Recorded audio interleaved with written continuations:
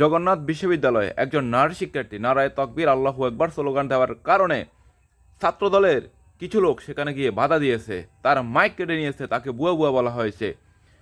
প্রিয় বাংলাদেশের মানুষ, আমাকে যদি এর জন্য প্রতিবাদ করতে হয়, আমি 1 কোটিবার প্রতিবাদ করতে রাজি। এর জন্য যদি আমার উপর নির্যাতন আসে, জুলুম আসে, যা কিছু সইবার আমি সইতে রাজি। কারণ আল্লাহর নামের তাকবীরে যারা বাধা দিয়েছে তারা মুসলমান নয়, মুনাফিক। এই শব্দগুলোর কারণে হয়তো আমার এই ভিডিওর রিচও কমে যাবে, কিন্তু প্রতিবাদ করে রাখলাম। যারা এই ধরনের বাধা দেয় তারা কারা, কাদের এজেন্ট, এটা স্পষ্ট হয়ে গেছে জাতির সামনে। আজকে স্পষ্ট তারা কারা, তারা কেন এগুলো করতেছে। সামনে জাতিকে বিবেক দিয়ে, বুদ্ধি খাটিয়ে তারপরে জাতিকে সিদ্ধান্ত নিতে হবে। সামনে ভোটের মাধ্যমে সিদ্ধান্ত নিতে হবে কাদেরকে জয়ী করতে হবে, কাদেরকে পরাজিত করতে হবে। তারা এসব কি শুরু করেছে? আল্লাহর নামের সাথে কিসের দুশ্মনী? কেন সেখানে তারা বাধা দিয়েছে? আজকে জাতি তো খুব চুপ। আমরা আওয়ামী আমলে দেখেছি তারা ইসলাম বিদেশি ছিল, কোরআন বিদেশি ছিল। আজকে এরা শুরু করে দিয়েছে।